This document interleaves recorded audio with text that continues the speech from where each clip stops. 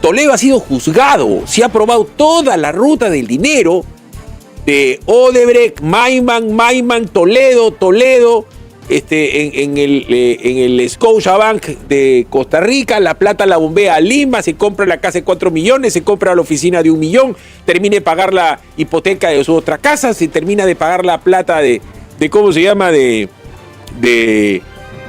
su casa de Punta Sal, que era pues un medio puticlub, y todavía le sobran plata, porque una come 23 millones de dólares.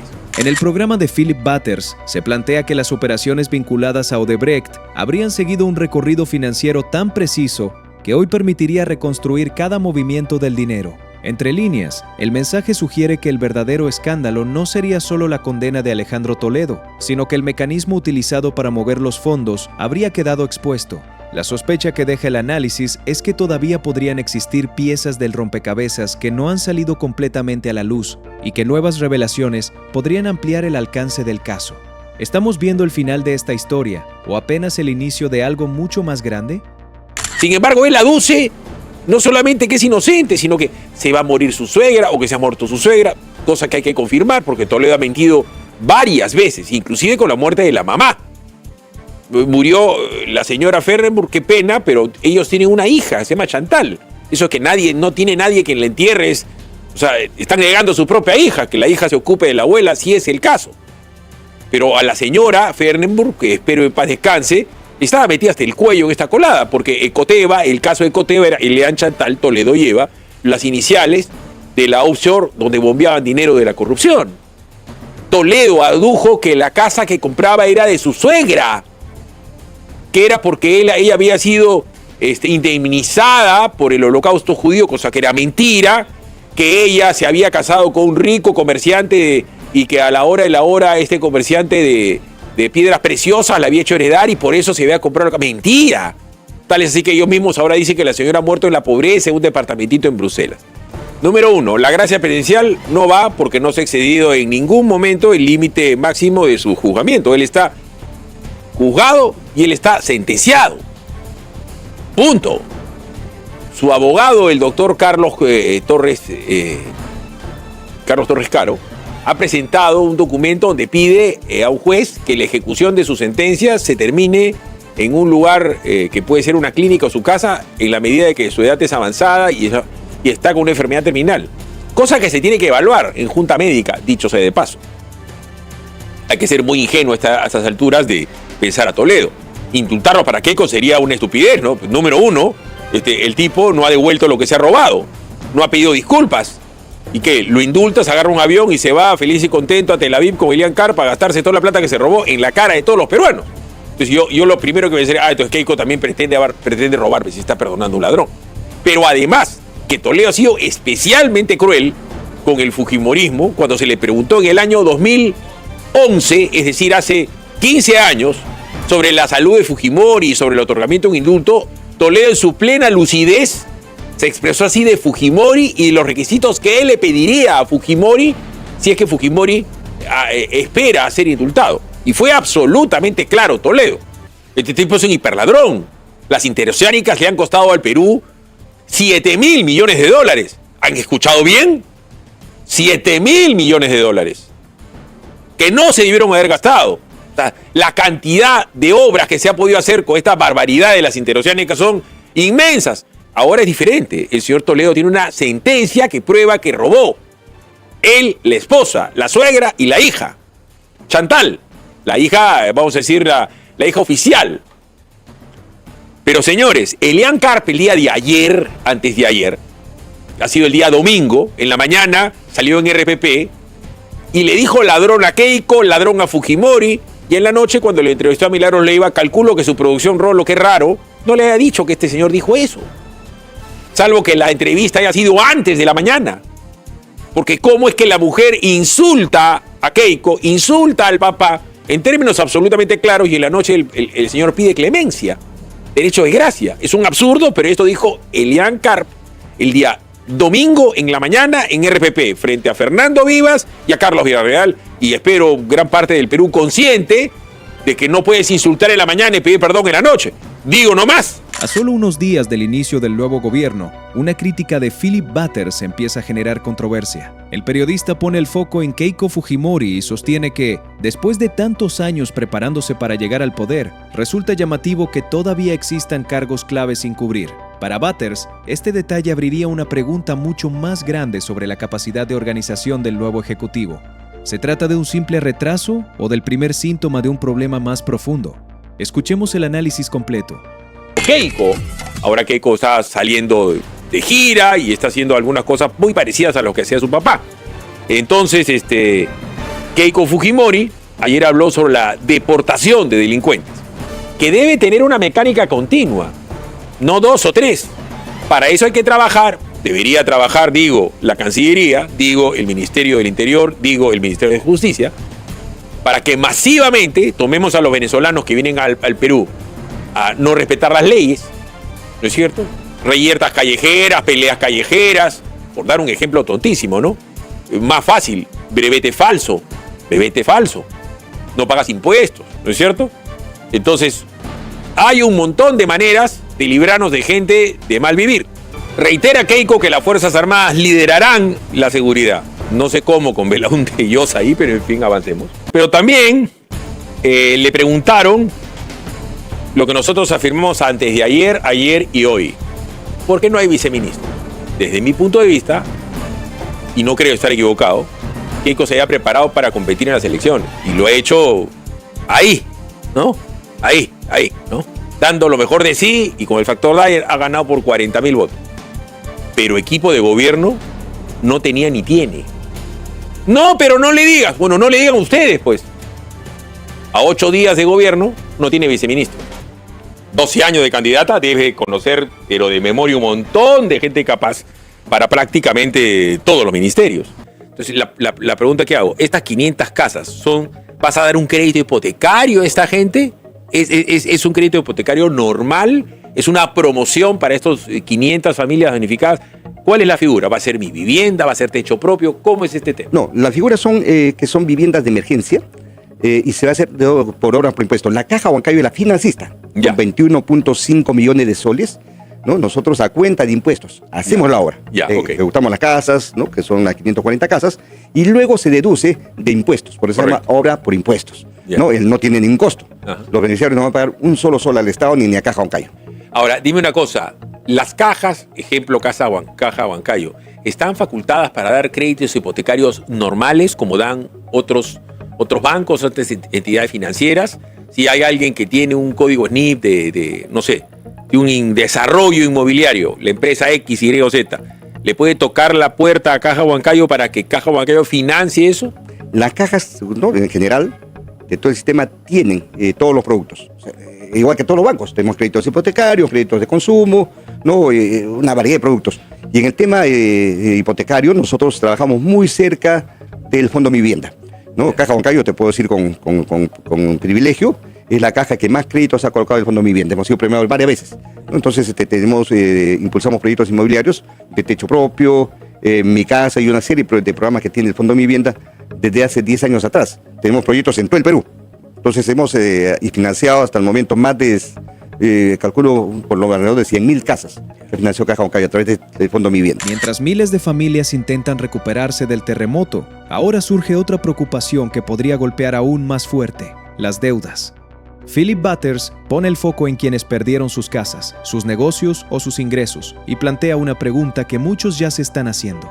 ¿Qué pasará con quienes hoy simplemente no pueden pagar? El debate ya no gira solo en torno a la reconstrucción, sino también al futuro económico de miles de peruanos. Escucha el análisis completo y descubre qué propuesta se plantea frente a esta situación. Mira, los huancaínos son naturalmente comerciantes, por eso el equeco pues es el símbolo de ustedes. Agilito es un equeco. Entonces yo me pongo a pensar en la gente que ha tenido la desgracia de perder su casa, pero a su vez es un pequeño empresario. Se ha quedado con una deuda personal, sea con ustedes o sea con quien sea, una deuda de tarjeta de crédito y necesita respiro. Porque ¿cómo vas al banco al que tú quieras? O al acreedor que tú quieras, o al proveedor que tú quieras, y dices, hermanito, no tengo plata para pagar la luz porque no tengo casa. No tengo plata para pagar la tarjeta de crédito porque me he quedado sin ingreso. Estoy preocupado ahorita en esto. O se me ha caído el negocio, porque también se han visto afectadas florerías, restaurantes, en fin, comercios. ¿Hay plan especial para personas naturales para personas jurídicas y para pequeños negocios como consecuencia del terremoto? Sí, y no solamente como consecuencia del terremoto, ¿no? El tema de la criminalidad, por ejemplo, que ha afectado mucho. Nosotros tenemos un programa de rescate financiero. Lógicamente esto es muy acotado, lo implementó Caja Huancayo y algunas cajas también, para darle a estas personas que han tenido algún problema, ¿no? Han sufrido alguna contingencia por razones ajenas a su voluntad, que son buenos clientes, que estaban bien calificados en temas financieros, y para ellos tenemos un crédito de rescate, ¿no? Y lo que hemos propuesto desde la Federación en este caso es que el gobierno implemente un programa de rescate financiero, segunda oportunidad financiera para estas personas, buenos clientes que están en el sistema financiero y que por razones ajenas a su voluntad no han podido cumplir sus deudas, ¿no? Entonces, si no hay esta oportunidad, ¿qué pasa con esta gente? Se va a la banca paralela, a la banca informal, no al gota a gota, y eso es un problema no solamente en el tema económico del país, sino un problema social. Claro, el que te da sin preguntarte, pero te cobra también a la mala. Y te cobra también a la mala, ¿no? Entonces sí, nosotros tenemos ese programa acotadamente, pero sería interesante que el gobierno implemente un programa de rescate financiero para volver a la banca formal, a cientos de miles de personas. ¿Cómo sería? Porque, a ver, Rafael y tú tienen una serie de temas pendientes en la reforma financiera del sistema. Entonces, aprovechando la oportunidad que tú estás acá. Las cajas están más cerca de la gente, muchas veces más cerca que los propios bancos porque te ponen un montón de requisitos y no te prestan y es muy caro.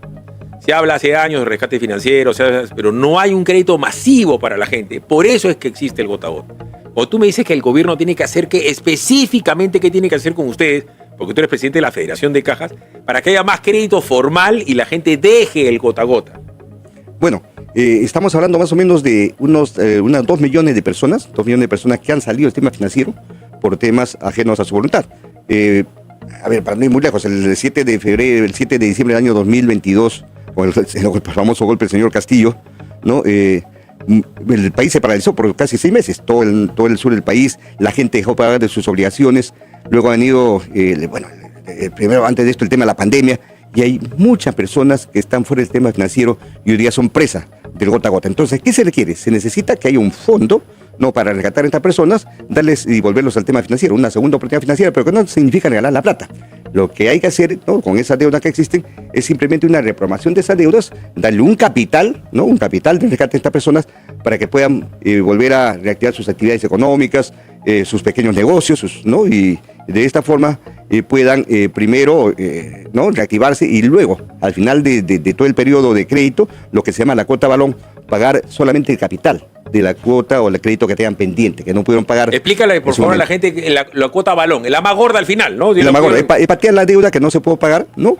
Para después de la reactivación de este segundo crédito, al final puedan honrar esa deuda de capital y, lógicamente, una retención de intereses, ¿no? Es una forma de devolver a la gente al sistema financiero formal. ¿Qué pasa cuando la gente deja de confiar en el sistema financiero? Philip Butters lanza una reflexión que podría abrir un debate incómodo. El periodista sostiene que cada vez más personas prefieren guardar su dinero fuera de los bancos, una realidad que, según su análisis, no solo debilitaría la economía formal, sino que también podría favorecer prácticas que terminan bajo la lupa de las autoridades. ¿Cómo se llegó a este nivel de desconfianza y qué consecuencias podría traer para el país? Escuchemos el argumento completo. ¿Qué cosa le falta al sistema? Digo, al sistema, para que la gente crea en él. ¿Por qué al día de hoy hay gente que no quiere llevar la plata al banco? Llevarla, no te estoy diciendo pedirte crédito, que no la quiere llevar, que sigue guardando plata debajo del colchón. ¿Por qué el día de hoy, fíjate el fenómeno que hay de la minería ilegal o la minería informal, hay gente que genera mucha plata, no la lleva al banco, no estoy diciendo que sea de mala fe, porque tú estás trabajando en lo que tú consideras que tienes que trabajar, y se la das a tu primo, se la das a tu hermano y le dices, haz un restaurante. Se la das a tu sobrino y le dices, haz un hotel. Se la das a tu primo y le dices, cómprate un camión para hacer transporte. Se la das a tu compadre, pon un aserradero. Todo eso en el Perú se llama lavado de activos. Y a la gente se le corretea, que es una desgracia, por temor a poner la plata en el banco. Si pones, no sé, 300.000 soles en Caja Huancayo, vas a ser sujeto de crédito por mucho más que 300.000. Pero desgraciadamente esto del lavado de activos se ha convertido en un cáncer para la economía y hay miles de familias emergentes que ya no vuelven más y que todo lo trabajan en la mano. ¿Cómo hacer para que esto tenga sentido? Bueno, lo que hay que hacer es educar a la gente, falta cultura financiera si la gente todavía tiene cierto temor al banco o a los bancos, ¿no? Pero ahí tenemos realmente las cajas municipales en términos de microfinanzas que están más cerca a la gente. Y lo que hay que hacer es darles incentivos a las personas, darles mayor cultura financiera, información financiera. Y creo que las políticas que tiene que tener la propia Superintendencia de Bancos y Seguros tiene que ser una política un poco más flexible, que sintonice más con el tema social de un país. Aquí tenemos una superintendencia que vive ajena a la realidad del país, ¿no? Da medidas que son bastante drásticas respecto al sistema financiero. Lógicamente es importante mantener la estabilidad. Nosotros tenemos una regulación en términos de estabilidad, una de las más sólidas de América Latina, pero no hay una sintonía con el tema, digamos, del social del país. Entonces yo creo que el sistema financiero debe cumplir los principios que cumple, pero también tener una orientación, ¿no? Precisamente a estos temas de rescate financiero. ¿Por qué no se da masivamente esta ley de rescate financiero? Porque le daría confianza a la gente para que pueda volver al sistema financiero formal, ¿no? Porque la superintendencia al prestatario, o al al que presta, a la entidad financiera, que quiere dar esta política de rescate, lo castiga con las provisiones. Cuanto más riesgo asumas, más provisiones tienes que pagar. Y provisionar significa que inmovilizas tu capital para seguir prestando, claro, ¿no? Entonces tiene que haber más flexibilidad, tiene que haber más empatía con la situación que vive el país, y entonces la propia superintendencia se pueden promover medidas como esta segunda oportunidad financiera, ¿no? Con medidas más flexibles para que podamos darle más acceso a la inclusión financiera a miles de personas. Luego, pues, Philip, permíteme, se dan leyes que tienen un efecto no deseado, negativo, como la ley que pone topes a las tasas de interés, ¿no? Esa ley se dio con un fin populista, ¿no? Lo impulsaron desde Congreso, hace 2 gestiones anteriores en el Congreso, y lo que generó fue que 500.000 personas salieran del sistema financiero. Porque, a ver, explica por qué, de qué trataba la ley y por qué pasó eso. Claro, fijaron topes a las tasas de interés, ¿no? Pretendiendo que la banca sea más, digamos, tenga un fin más social, sea más accesible el sistema financiero. Sin embargo, esto alejó a las entidades financieras, ¿no? de estos sectores, sobre todo los sectores más deprimidos. No nos olvidemos que más del 80% de la economía es informal. Entonces, si te indican tasas muy altas, tú no puedes prestar porque estás asumiendo riesgo. Siempre el primer crédito tiene un costo alto, ¿no? Pero una vez que tú das un crédito, incorporas a una persona al sistema financiero formal, ya el segundo crédito es un crédito más flexible, porque ya construiste un historial crediticio. O sea, lo más difícil es el primer crédito cuando se trata de un prestatario informal o de una persona que no tiene contabilidad, que no ha tenido historial crediticio, porque ese crédito asume más riesgo. Y el crédito está en función al riesgo, ¿no? Pero lo importante es que una vez que incorporas a este cliente, pues tiene ya capacidad de negociación. Puede ir a cualquier entidad financiera construyendo su historial crediticio para pedir un crédito más flexible y en mejores condiciones. La idea es que siga contigo, pues, ¿no? La idea es que siga creciendo la empresa contigo y el cliente contigo. Claro, pero ¿qué pasa? Cuando le cierran las puertas, ¿no? Con esas tasas, digamos, estos topes que puso el Congreso con una ley, ¿no? Estos clientes voltean, al no tener acceso al sistema financiero formal, se van a la banca paralela. A ver, explícame por qué el tope, porque la gente, lo que está entendiendo de repente el televidente y el radiovidente es que para que no abusen los banqueros, le pones un máximo, el tope, ¿no es cierto? Para que no te cobren más que eso, para que es una antiusura. Antiusura. Parece una buena idea. Parece una buena idea. No, por eso hablaba de un efecto no deseado, ¿no? Parece una buena idea cuando no se conoce la realidad y sean leyes peregrinas, como esta ley de topes a las tasas de interés. Bueno, piensa que están haciendo bien, pero creo nuevamente que 500.000 personas salgan del sistema financiero formal y estén excluidos de la banca del sistema financiero, ¿no? Entonces le ponen topes precisamente para pretender con un criterio social que el crédito sea más accesible, pero al fin de cuentas lo que origina es eso, ¿no? Ese efecto no deseado. ¿Y qué pasa con esta gente que no puede salir a la banca formal? Se va a la banca paralela, al gota a gota. Un primer crédito, para ponerte un ejemplo, ¿no? Puede costar el costo de la inclusión financiera por el riesgo que se asume, ¿no? 100% de interés, digamos, el primer crédito, por ponerle un número, ¿no? Sí. ¿Ya? Pero la banca no está en la posibilidad, o la entidad financiera, por los costos financieros, los gastos operativos y el costo del riesgo de prestar, digamos, con esa tasa de interés. Lo estoy poniendo por referencia, puede ser 70%, 50%, ¿no? Sí, claro. ¿Ok? Bien, entonces, lo que pasa, y cuando estas personas no tienen acceso a préstamos, porque esto restringe, digamos, el interés, la intención de la entidad financiera de dar préstamos porque no se está cubriendo el riesgo. ¿Qué hace esta persona? Al cerrarse la puerta del sistema financiero formal, se van a la banca paralela. ¿Y cuánto pagan en el gota a gota? 500%. 1000% de intereses y te cobran con pistola en mano, con pistola en la cabeza, ¿no? Hasta aquí la información de hoy. Si este análisis te ayudó a entender por qué la ruta del dinero sigue siendo uno de los capítulos más polémicos del caso Odebrecht, apóyanos con un like y comparte tu opinión en los comentarios. Queremos saber qué piensas. ¿Crees que ya se conoce toda la verdad o todavía quedan piezas importantes por descubrir? No olvides suscribirte y activar la campana de notificaciones, porque seguiremos revisando documentos, declaraciones y cada nuevo elemento que pueda cambiar el rumbo de las investigaciones. En un escenario donde cada revelación abre nuevas preguntas, nuestro compromiso es mantenerte informado con los hechos y los análisis que marcan la agenda política. Gracias por acompañarnos y recuerda, esta historia aún podría dar un giro que nadie esperaba.